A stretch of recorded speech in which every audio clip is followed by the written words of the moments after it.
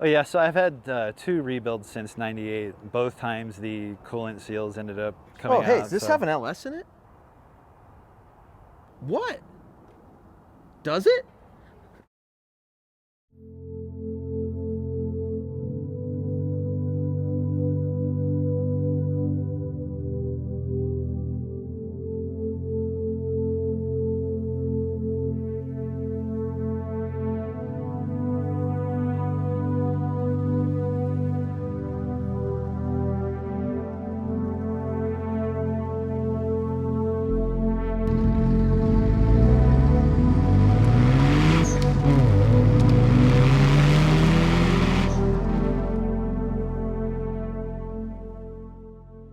let's go for a ride.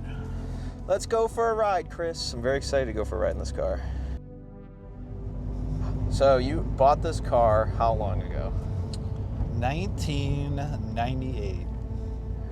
At the tail end. And what year is it? This is a 93. 93, okay. Yeah. Picked it up from an Asian gentleman up in Northern California. Yeah. Pretty good deal. Had some stuff that needed to be done to it, but it ran and it was straight. So I was a pretty young dude at the time. It was my dream car, and just pulled the trigger on it. Said, "Why the fuck not? Let's do it." Yeah. I had just got my entry-level job up in LA doing graphic design, and I needed a car to daily every day.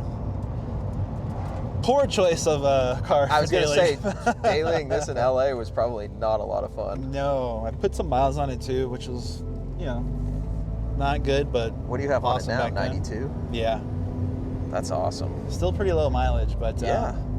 Especially, I mean, nowadays, cars this old, 100,000 miles is nothing.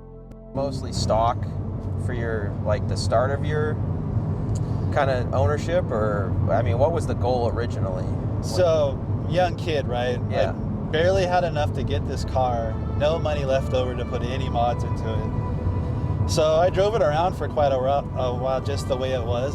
Uh-huh. And eventually when I started to pull some money together, I started, modifying it, trying to learn more about it. I didn't really know anything about the Rotary at the time, which is crazy to buy one if you don't, in hindsight, right? Yeah. But it was a learning experience. Let me tell you, the first few years were tough, but there's a ton of people online that are available to help you and have just, decades of knowledge with rotaries and turbos. So it's always nice to be able to tap into that. Do you have a love-hate relationship with the Rotary motor style, or are you like... Yeah, I mean, I think most guys that drive rotaries have that love-hate relationship. When it's running, it's incredible. Yeah. And when it's not, it sucks, but like anything else. But I love working on them. At first it was, there's a learning curve. It's so much more different than a piston motor, but over time, you get to learn the intricacies of the Rotary.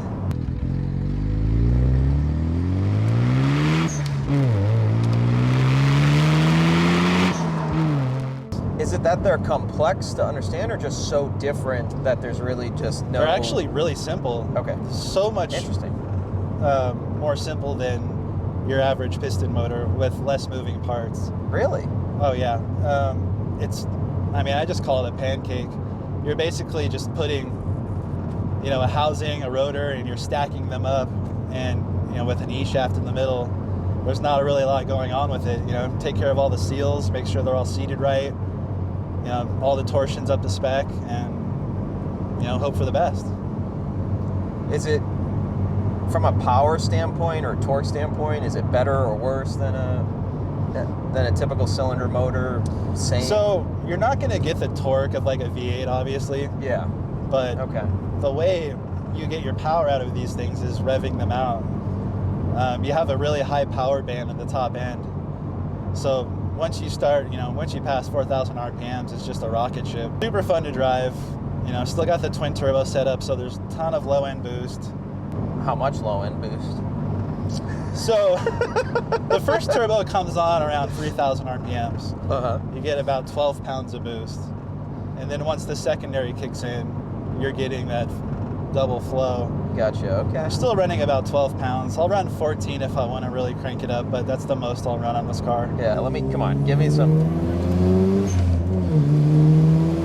Yeah. Yeah. Yeah. I like that.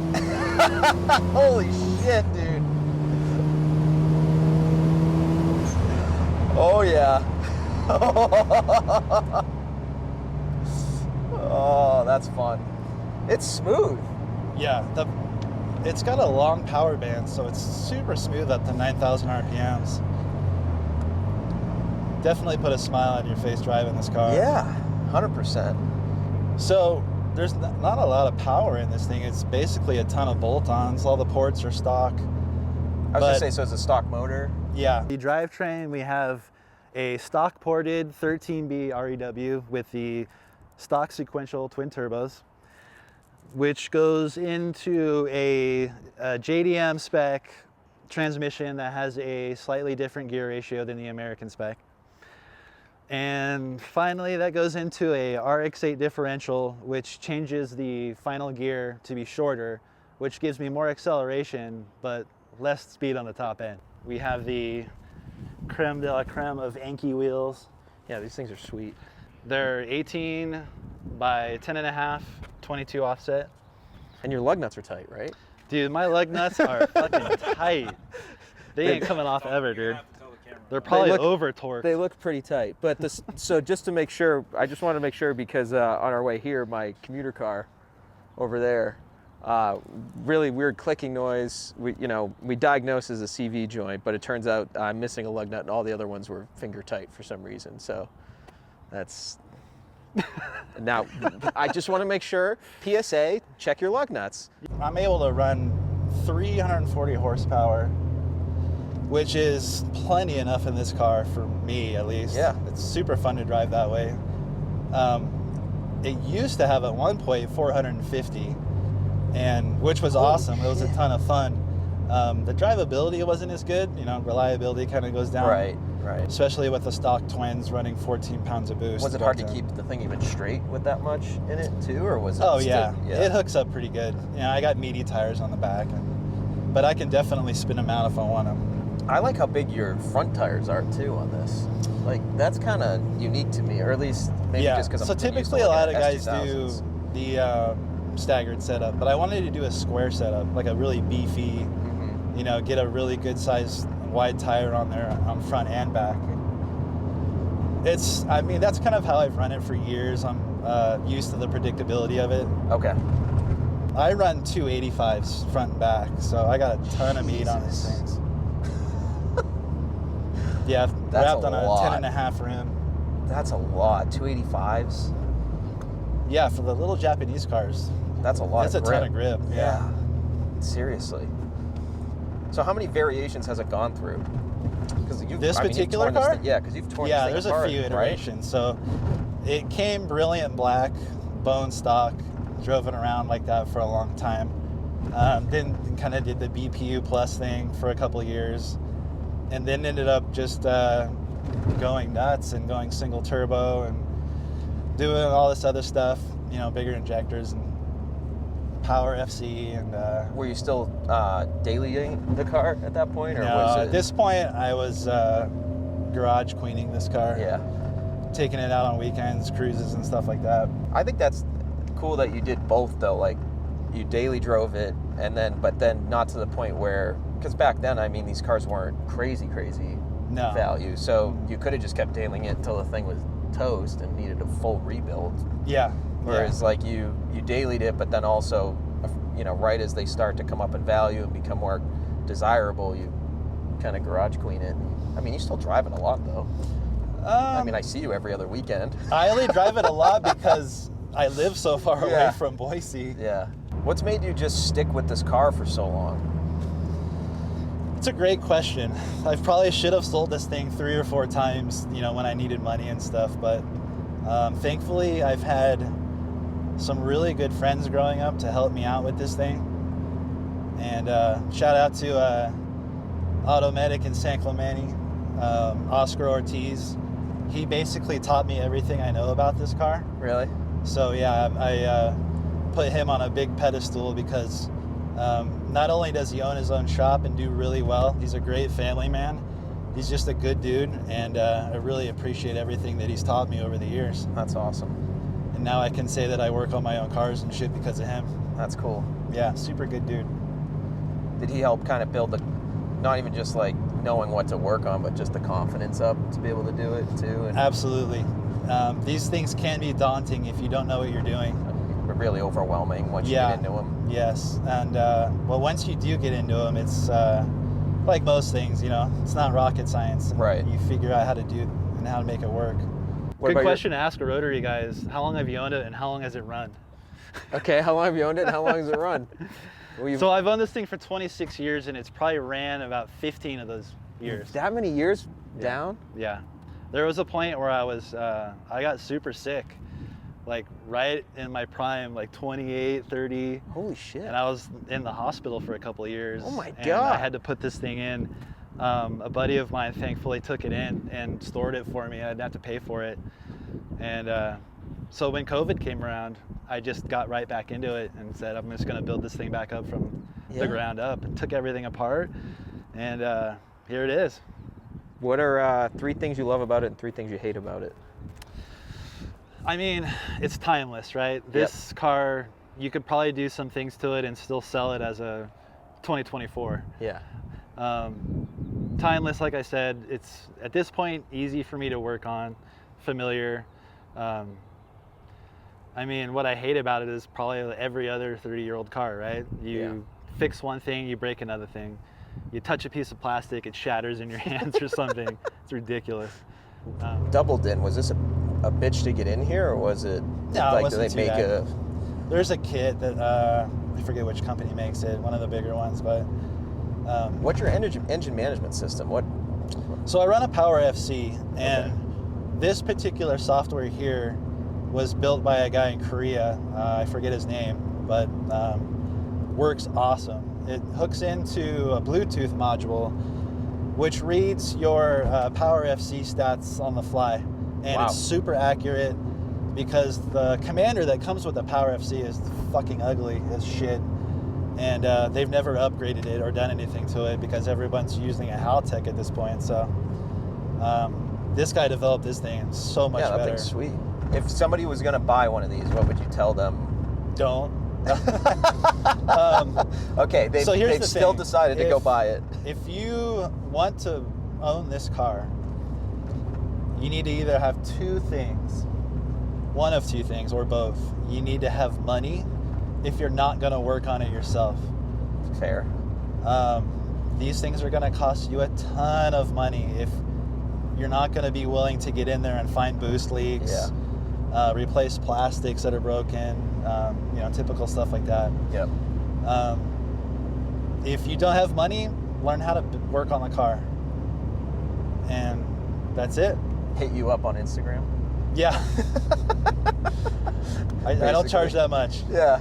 No, I actually really enjoy working on these cars and other people's cars. The scene out here it's cool. I like it. It's obviously not as crazy as where I was from, but I've met some real genuine people out here that, you know, I could call friend, and you know, hope to meet a lot more new people out here because the scene seems like it's getting a lot bigger. It seems like it's getting better, and there are a lot of good, genuine people, and it's been great getting to know you too. Absolutely, part of that, man. You and Kamani are some of the coolest guys I've met out here. Appreciate that, because I'm definitely not cool by most standards. Yeah, like Eric and Christian. Yeah. And Aiden and all the boys with the FDs, and you know, Carson, and all those guys are just super cool. Yeah. And they've been you know, very welcoming, so I'm appreciative of that very much. How long have you been here? About a year and a couple months. Oh wow, now, okay, so not that long. Can't even call myself an Idahoan. No, and you're from California, which makes it even worse. Right. All the hate, man. All the hate. I should just roll the Cali plate one day and just get rocks thrown at me. I don't know, in this you might be all right. But you're like not typical, stereotypical California for what people don't like here. No, I'm probably more Idaho. You're probably more Idaho, yeah. A lot of Idahoans. Yes, exactly. I'm a camper, I'm a fisher. You mentioned once, like when we were getting lunch, and this has been something I wanted to be talking to you about, is the car scene in LA and in California before the Fast and Furious movie. Yes. Because you were part of that, and experienced it. I'm and old enough to be a part of that, yeah. Which I don't think is a bad. I think that's a very interesting perspective, because if you think about the car community now, it's everybody grew up on Fast and Furious. Yeah. And like that is and what's hilarious is I grew up on 1 and 2. Right. And my like brother-in-law, who's younger than me, him and all his friends are, dude, Tokyo Drift's the best one. And like that's all they know. It's just interesting to like see different people's perspective of like where each generation is, but I have not really talked to anybody that was in the car scene before that. Yeah, all I can really say is that it was nothing like what was in the movie. Obviously, which is so funny because like obviously they it's the a Hollywood movie. touch to it. Right? Yeah. What was real was like the car gatherings that were that big. They were. Where they would just line up, all the way up the street, and there was, half a mile's worth of road with just cars lined up on each side. It was huge. But what was the biggest changes you mentioned? People didn't obviously put stickers all over their cars, and yeah, that wasn't really a thing. Like you didn't see like these crazy livery, all over the sides and back, and it was mostly just like a lot of clean, unmolested, lightly modded cars. And you go to like Pomona racetrack to see all like the big Hondas running, 10 seconds and stuff, like the first time. Yeah. Like I'll never forget that David Shee ran that 10 second in that CRX. Everybody was freaking out. Now guys are running like fucking 5s and 6s. Yeah. Yeah, it's crazy. Yeah. So a lot's changed since then, obviously, but just that movie kind of blew everything up. And I remember when we first saw it, we were clowning it so bad. And then over time, you see like what it has done to the culture and how it like kind of changed things, and you appreciate it more, right? Yep. It doesn't seem as stupid today as it did when it first came out. I think there's things about like especially the first two where you watch them and a lot of it is cool, and then there's scenes where you're like, this is so cringy, or very like, it's just like, come on. Well, they got to tell a story, right? Yeah. I mean, our stories are probably not even close to being as interesting as Dom and everybody. Yes. So all the tension and the stupid gangs and the fighting and that stuff. Yeah. You didn't really see that much. And now they're just action movies. They're not even car movies anymore. Like after Tokyo Drift, I just don't even bother anymore. Yeah, it should have just given it a new name or new franchise. Right, it's exactly. not even, they just, they'll throw in like a Koenigsegg or something going down the street, and then it's like 3 Hondas trying to blow up a fucking bank or some crap. Yeah. Did you have this when the first one came out? I did. So I bought it in '98, and that movie came out in 2001, I think. Shit. So when you saw Dom's RX-7, what was your initial? You know what I really liked? The only thing at the time I thought was really cool is when they had the camera CG go through the rotary engine and out the tailpipe. I was like, oh, okay, that's cool. Doesn't really sound like a rotary, but they're trying their best. Yeah. Because really at the time, if you wanted to see any movies like that, you needed to watch some Japanese stuff, and it wasn't dubbed. It wasn't? You better know some fucking Japanese. All the option videos and stuff back in the day, try to download those off the internet, and just watching the cars do rad stuff at Takuba and, at the Tug and all that shit. It's just so cool. That must be cool to like be in that era too, when the cars are pretty new. And I mean, we used to get a lot of shit from people, especially cops. Oh, I'm sure. Yeah. If you had like an exhaust that looked like it could shoot a fucking pumpkin, you were getting pulled over no matter what. And it was tough in that regard. But when do you think it changed? I think it became mainstream like in the 2000s. Like, once Fast and the Furious and, Jay's and Super Autobox and, all those stores started opening up, and it started to get crazy. Well, thanks for showing me the car and doing this with me and hanging out with me and shit too. Absolutely, man. And great time. To more hangouts as well. Yeah. But this car is awesome. It was so much fun to shoot, and it looks so cool. Yeah, it was a good time. It definitely was.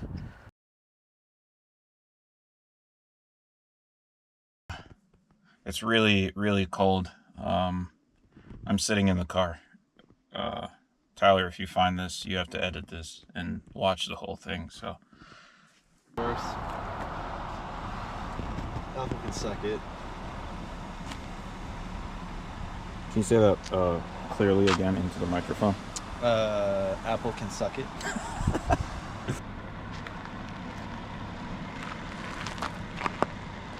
Thanks.